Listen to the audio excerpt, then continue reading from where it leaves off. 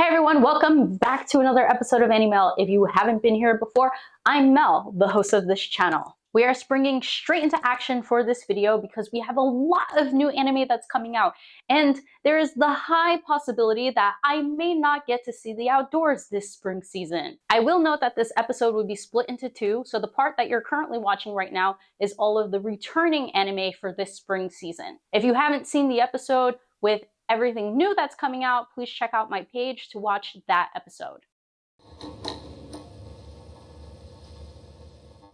Let's kick it off with some movies that are coming out this spring on anime that I would classify as returning. First, let's talk about Blue Lock Nagi. While this is not going to be released United States side this spring, from what I understand, it is being released in Japan within the month of April. So if you guys happen to find it before it is released in the United States, please hit me up, okay? But if you've watched the Blue Lock before, then you'll know that this story is about Nagi, who is a character within Blue Lock that picks up the sport of soccer kind of spontaneously out of boredom and due to his friend pressuring him to play the sport with him. And he becomes a natural? I can't say that he becomes a natural. He's basically a prodigy. He's never touched the ball in his life and he's amazing. So this movie is exploring Nagi's backstory essentially and kind of how he got to the Blue Lock program. Or I should say the events that lead to the Blue Lock program, better yet. A movie that was released in the wintertime in Japan that is finally coming to the United States this month, in the month of April, is Spy Family Code White.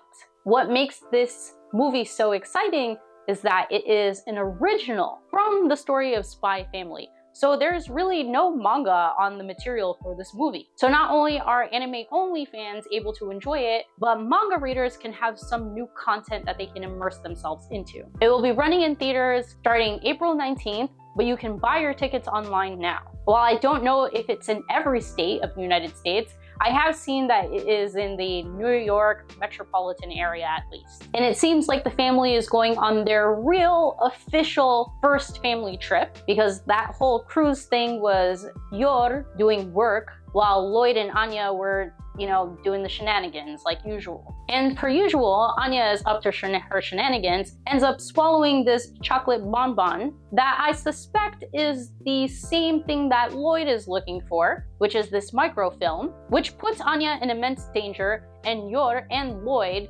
must save her. Not only that, it seems like Lloyd has his own spy tasks. It seems like Fiona is also going to be there, and the rest of the Wise crew. So if you have favorite characters within the story of Spy Family that doesn't get as much screen time, it seems like we'll be getting more of those characters within this movie, which I'm really excited for. I did hear that in Japan, everyone who attended the movies, or perhaps early goers who went to the movies when it initially got released, got like an 8-page little booklet or pamphlet. So I'm very curious also if we or people around the world are also going to get like a little something when they go see the Spy Family Code White movie in theaters. First returning show that I'm looking forward to is Mushoku Tensei Jobless Reincarnation. We got season 2 part 1, or the first core, at some time last year, and it ended with Rudius finding Sylviette and proposing to her, and now they're going to get married. Season 2 part 2, or the second core,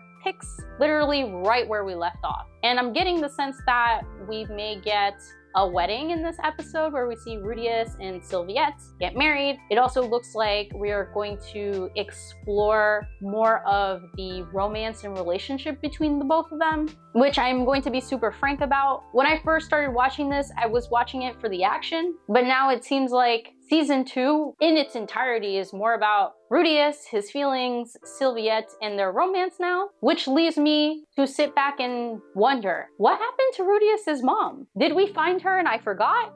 Or do we just forget about her and we're gonna see her maybe in future seasons? Because at some point in one of the trailers for season 2 part 2, it seems like Rudius has a reunion with his younger sisters, as well as one of his former party members when he was traveling the country or the world of Mushoku Tensei with his cousin. So it seems like we have some characters from season 1 popping up again in season 2, which leads me to believe that perhaps he's going to have a reunion with his cousin again soon, who was, I don't know, he's had a lot of loves. I want to say that was his first love, but it was his first like intimate connection, let's say that, or intimate relationship. But yeah, you know, as this show goes on, I hope that we get back to the main plot, because I do miss some of the action, and I don't think that when I started watching this I was going to get this much romance.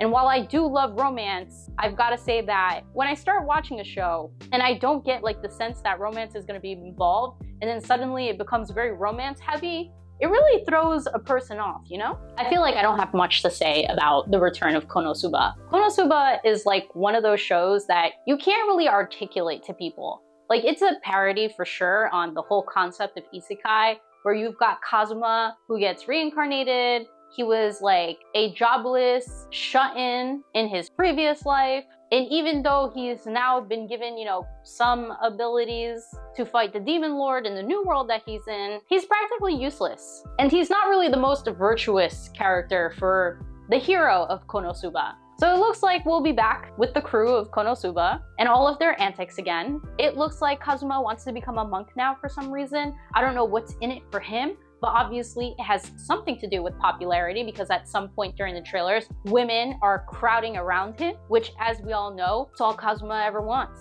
But then at some point in the trailer, he is also requested to visit the princess of the kingdom, who enjoys the stories that Kazuma tells. And all I want to say is, can we keep Kazuma very far away from that princess, because I don't trust him. And if you've never seen Konosuba before, as I mentioned, it's basically a parody on isekai. And it is quite possibly one of the most ridiculous isekai out there, just because Kazuma is anything but a hero. And the people in his party, while all very strong members, are not really well put together. So when they end up defeating like a demon that's part of like the demon lord's like party, it's always in some roundabout way that the other characters in the story would never expect. But us as viewers watch it and we're like, wow, they really succeeded by doing that. I guarantee you it will make you laugh with its over-the-top humor. An anime that's now going on its 7th season now, My Hero Academia, is returning in May, contrary to a lot of the anime that is returning in April. And if you saw the very last clips of My Hero Season 6,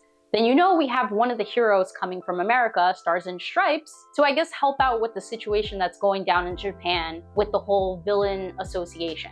And while like the entirety of My Hero Academia has been building up to this like big all-out war between the villains and the heroes, it seems like season 6 was just the beginning of it, and we may be going towards an all-out real brawl, with more students getting involved in the more intense combat within season 7. And I think some things that we have to look forward to is an actual 1v1 with Dabi and Todoroki Shoto. And I suspect that Shoto is going to get his comeuppance in season 7.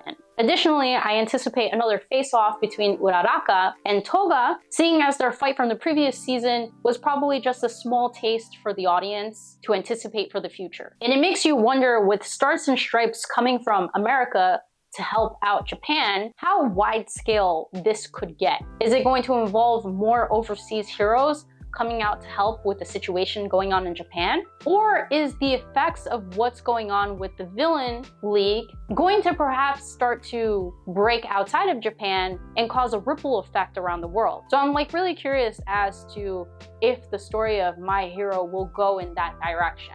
And if it does, something that we could potentially see in season 7. And now mind you, I've never read My Hero Academia, so if you're reading the manga, please no spoilers in the comments. But as an anime-only viewer of My Hero, this is where I kind of suspect where it is going. And the last returning anime that I will be watching this spring, also coming out in May, is Demon Slayer, the Hashira Training arc. And first things first, I just gotta say, have you seen the trailers? Why did they make Tanjiro look so swole in those trailers? Like, he looks insanely buff. The man is small.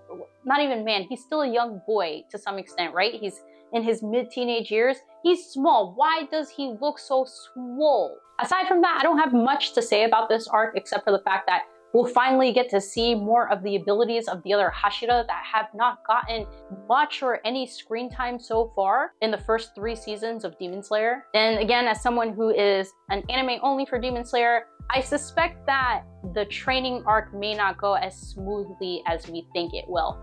It's probably going to get interrupted in some fashion, just like how when Tajiro went to the Swordsmith village, it was invaded by demons. I highly suspect that some shenanigan is going to pop off in the Hashira arc. Either that, or we're going to get some immense backstory or lore from some of the Hashira, or that guy whose name I can't remember that's kind of very sickly and blind. Maybe we'll get more on his backstory. Because honestly, I don't suspect that we're going to get 11 episodes of Tanjiro just training. If that was the case, then you've basically got no season. You just need the entirety of perhaps a movie then, which we all know Demon Slayer is very famous for. But I am looking forward to it, all jokes aside, because it feels like we are halfway through and starting to get closer to the end of its story. Let me know if there is any other anime that I should be looking out for that is making its return this spring 2024. If you haven't watched already, please watch the video on all new releases that I am watching spring 2024. But if you've watched both my videos on new